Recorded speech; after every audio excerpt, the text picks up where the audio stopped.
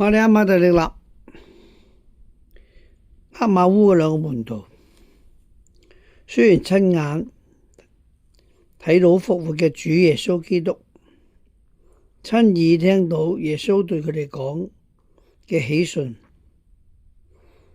但係佢哋心中仍然有所疑惑，所以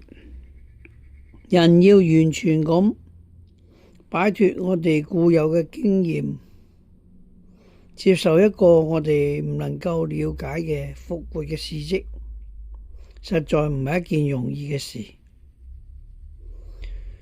所以讓我哋確信主耶穌基督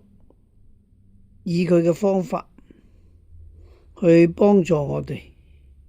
使到我哋明白佢畀我哋嘅使命。你哋往世界去，向所有嘅人宣傳福音，就讓我哋能夠真真正正咁接受主嘅派遣，成為福音嘅傳播者。